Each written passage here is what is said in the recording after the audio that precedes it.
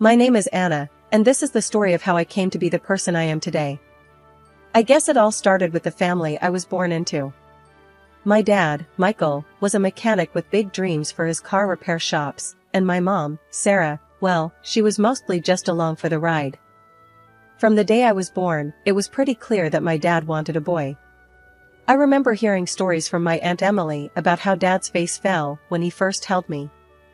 Not exactly the warm welcome you'd expect for a newborn. I wanted a son, Sarah. You know that, I overheard him grumbling one evening.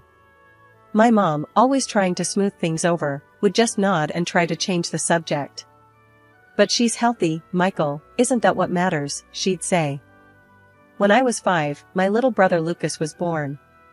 That was the day I saw my dad smile, a smile that reached his eyes, a rarity in those days. He was over the moon, passing out cigars to anyone who would take one. Finally, a real heir to carry on the business, he boasted to his friends at the shop. Life at home shifted dramatically with Lucas's arrival. All of a sudden, it was like I became invisible. My dad spent his days off teaching Lucas about tools and engines, even before the kid could walk properly. Meanwhile, I was pretty much left to my own devices. If it weren't for my grandparents and Aunt Emily, I don't know how I would have coped. They lived just a few houses down, and I was at their place more than I was at my own.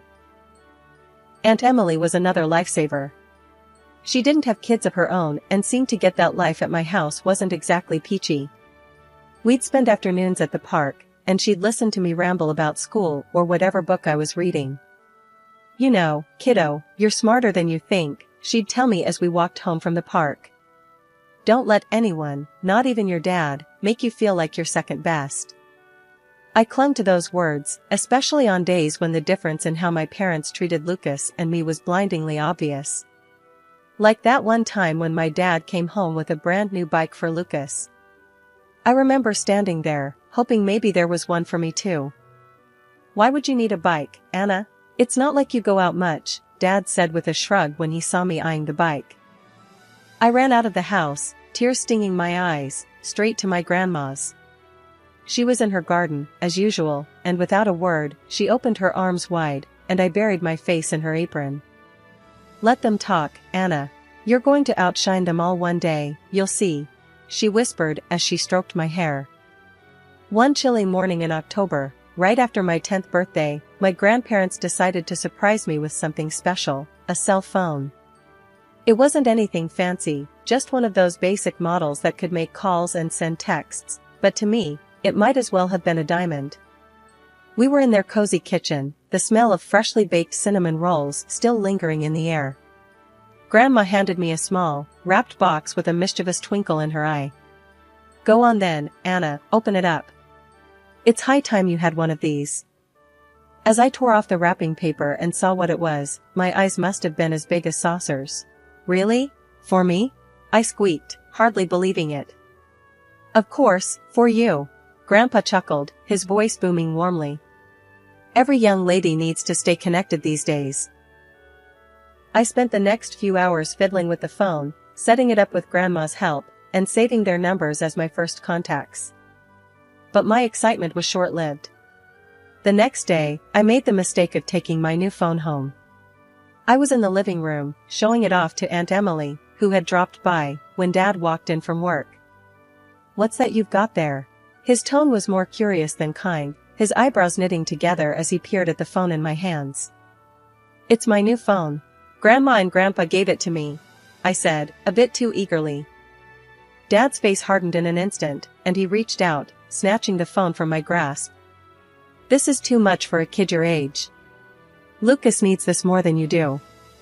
But, I started to protest, but Aunt Emily put a hand on my shoulder, giving it a gentle squeeze, a silent signal not to argue. Lucas, who had been playing with his toy cars on the floor, looked up, clueless, but interested in the sudden tension. Dad wasted no time, he shoved the phone into Lucas's hands. Here, son, you can have this. Learn to take good care of it. I felt a surge of anger and injustice boiling inside me, but before I could say another word, Aunt Emily steered me out of the room. Let's go for a walk, Anna. Cool down a bit, huh? Outside, Aunt Emily let out a long sigh. Your dad can be a real jerk sometimes, you know? But we've got your back. I don't get it, Emily. Why does he always do this? Why am I always the one who has to give up everything? My voice cracked, the hurt too raw to hide. Aunt Emily stopped walking and turned to face me, her expression serious. Listen, kid, life's not fair, especially not in your house. But remember, you're not alone. Let me talk to your grandparents. We'll sort this out. True to her word, Aunt Emily and my grandparents confronted Dad the following day. They didn't let up, arguing in hushed, tense tones in the dining room while I pretended not to listen from the stairs. Grandpa's voice was firm, a rare sternness to it. Michael, you had no right to take that phone from Anna. It was our gift to her, not yours to reassign to Lucas. Dad scoffed, dismissive as ever. Oh, come off it, Dad. It's just a phone. And Lucas is the one who needs it more. It's not about the phone, Mike. It's about respecting Anna and our choice to give her something. Grandma chimed in, her voice sharp with frustration. In the end, Dad grudgingly handed the phone back to me, his eyes avoiding mine. Here, take it. Just don't expect any more favors. Life has a way of throwing you curveballs, and mine came crashing down the autumn I turned 11. It was a day like any other. I was walking home from school, crunching the fallen leaves under my sneakers, when I noticed something off. The front door was open, and there were more cars parked outside our house than usual. As I walked in, the atmosphere hit me like a brick. My Aunt Emily was there, tears streaming down her face, while my parents stood off to the side, looking more annoyed than concerned. What's going on? I asked, dropping my school bag by the door. Anna, it's your grandparents, there's been an accident, Aunt Emily managed to say through sobs. A train accident, terrible thing, my dad added flatly, as if he was talking about a delayed delivery at his shop. The news shattered me. My grandparents weren't just family, they were my lifeline, the ones who made sure I felt loved when my own parents couldn't bother. Losing them felt like losing my entire world. The funeral was the hardest day.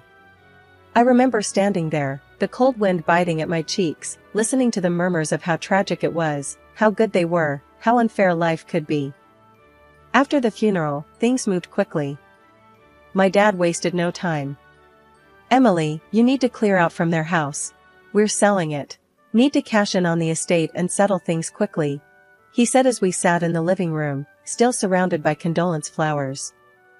Aunt Emily, still raw from grief, looked at him like he was a stranger. Michael, can you hear yourself? Mom and Dad haven't even been gone a week, and you're already talking about money? Life goes on, Emily. We can't sit around and mope. There's a lot at stake. My mom chimed in, her voice cold and detached.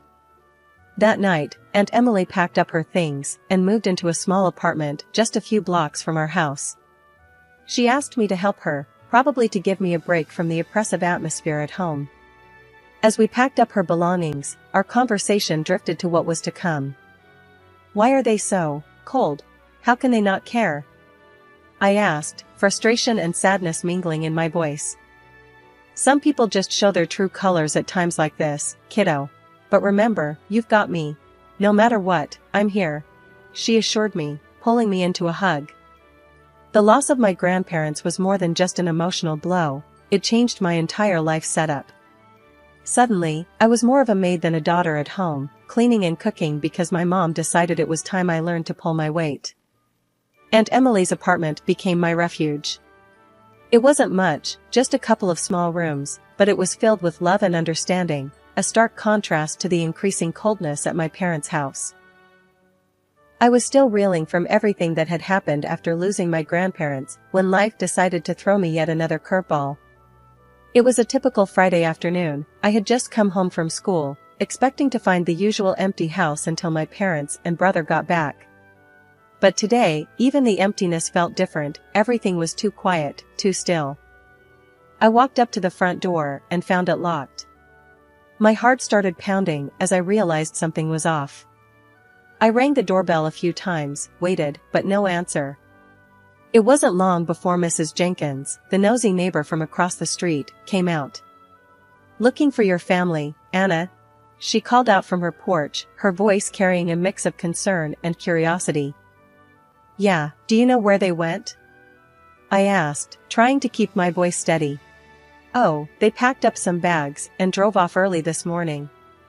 Said something about a weekend trip. Didn't they tell you?" Her words hit me like a ton of bricks. "No, they didn't," I managed to say, feeling the sting of tears in my eyes. "How could they just leave me behind like that?" Mrs. Jenkins shook her head, muttering something about some parents before disappearing back into her house. I sat down on the front steps, not sure what to do or feel. The sky started to darken, and as the street lamps flickered on, the reality of my situation sunk in. I was truly alone. Hours must have passed before I finally stood up and made my way to Aunt Emily's apartment. The walk felt longer than usual, each step heavier with the weight of abandonment. When I finally got there and knocked, Aunt Emily opened the door almost immediately, worry etched all over her face. "What's wrong, Anna? What are you doing here so late?" she asked, pulling me inside. "Mom and Dad, they went away for the weekend. They locked the house and didn't tell me. I didn't know where else to go," I confessed, my voice breaking as the tears I'd held back started to flow. Aunt Emily's face hardened as she heard this, her usually warm eyes now sparking with anger. "They did what?" "That's it. I'm calling your father." She dialed the number, and after a few tense moments, Dad answered. I could only hear one side of the conversation, but Aunt Emily's tone was enough to tell me it wasn't going well.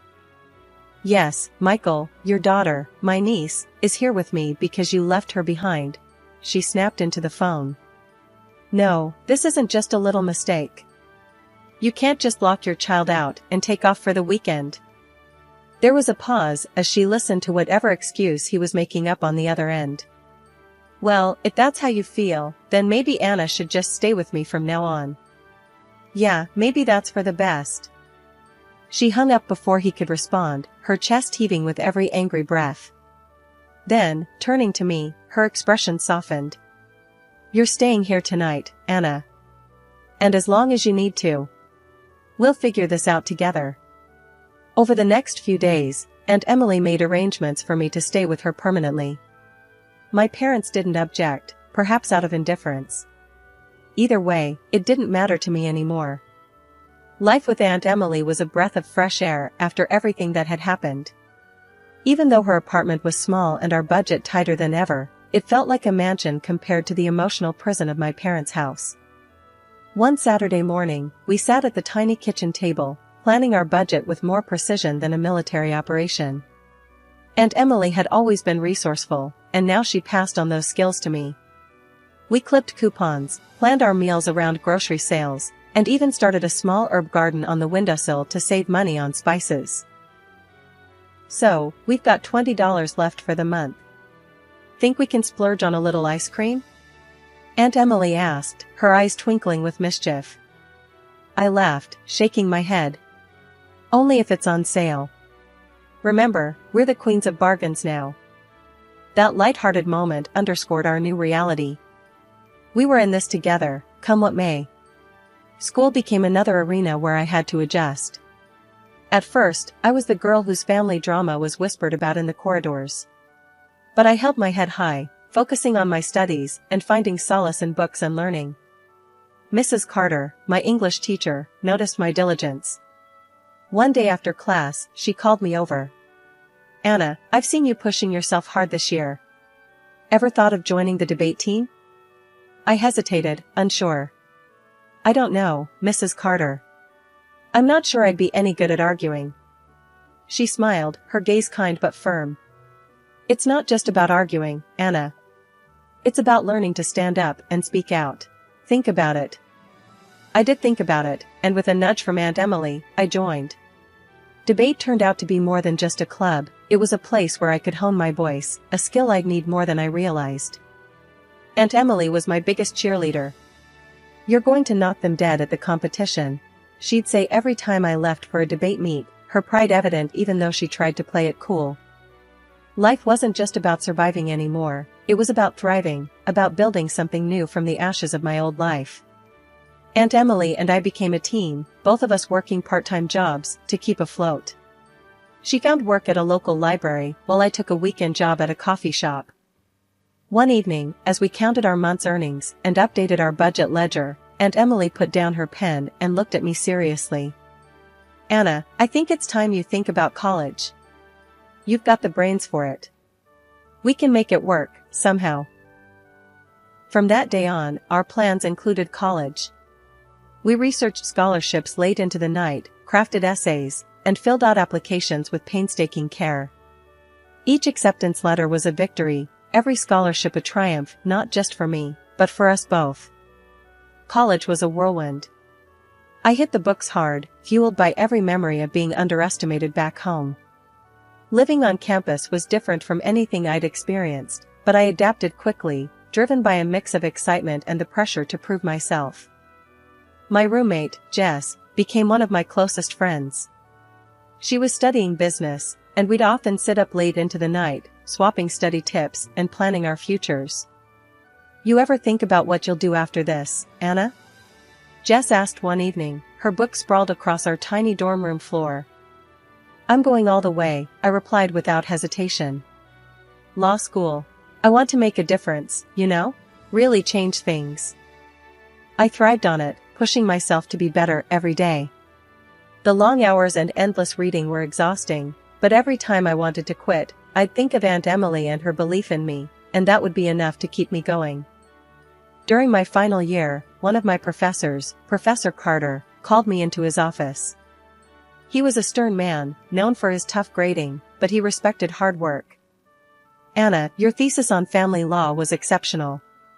Have you thought about where you might want to work after graduation?" he asked, peering at me over his glasses. "I've been looking at several firms, sir. I want somewhere I can really get into family law, maybe even start a specialty in it," I said, trying to sound as confident as I felt. "Well, I have a recommendation for you.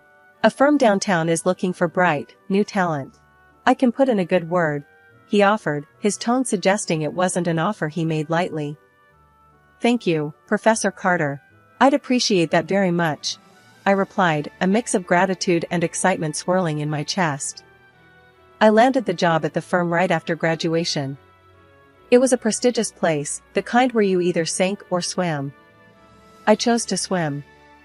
Days turned into nights as I worked on case after case, earning a reputation as a meticulous and fierce advocate. It was at a networking event hosted by the firm where I met Michael, a businessman with a keen interest in the intersections of law and commerce. Our first conversation was about a case I was working on, but it quickly turned personal. 2 years later, we got married in a small ceremony. Aunt Emily was there, tears of joy streaming down her face as she watched me say my vows. "You did it, Anna.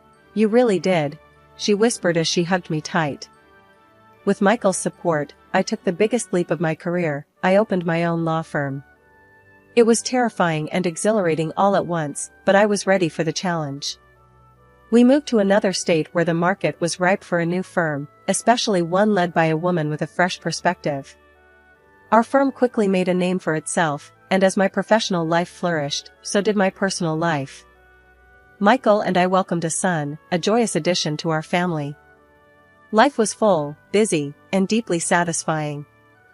My law firm's success was more than I could have hoped for, and with each successful case, my reputation grew.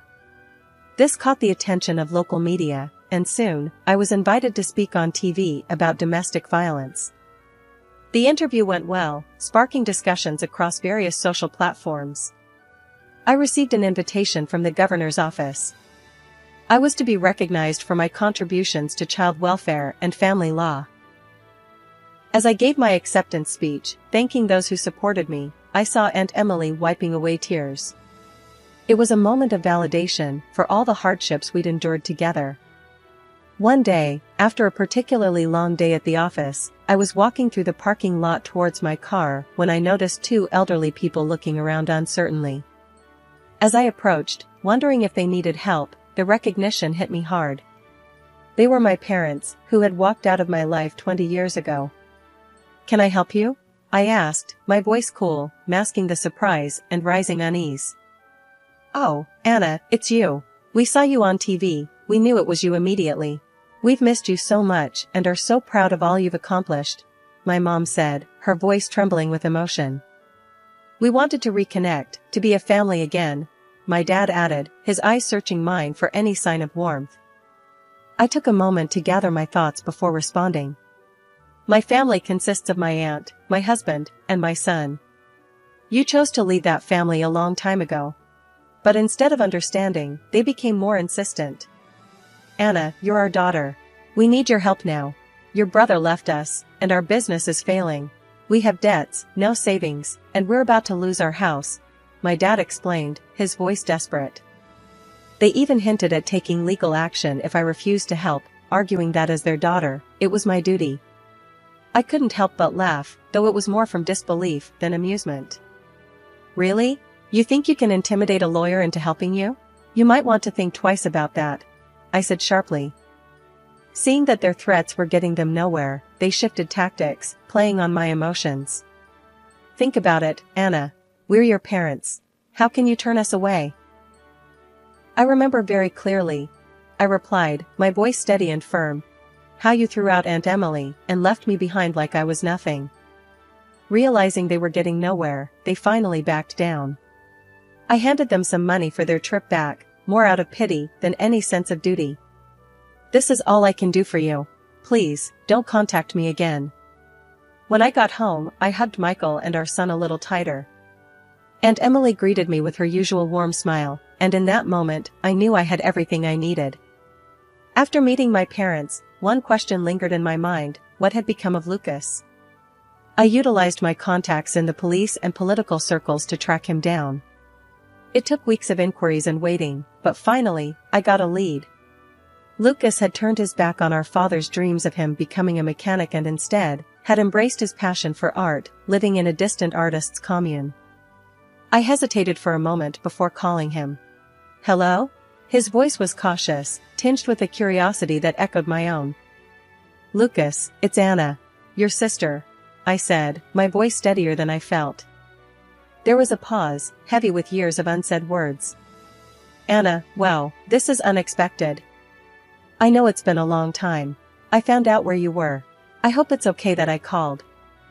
Yeah, of course," he replied, the initial shock giving way to a more relaxed tone. "How did you find me?" I asked around. I needed to know you were okay," I admitted. The conversation began awkwardly, with each of us tentatively probing the years we'd missed in each other's lives. We agreed to meet at a small cafe halfway between our homes, a neutral ground to rediscover the sibling relationship we'd lost. Sitting across from Lucas a few days later, the initial awkwardness was palpable. "So, you're an artist now?"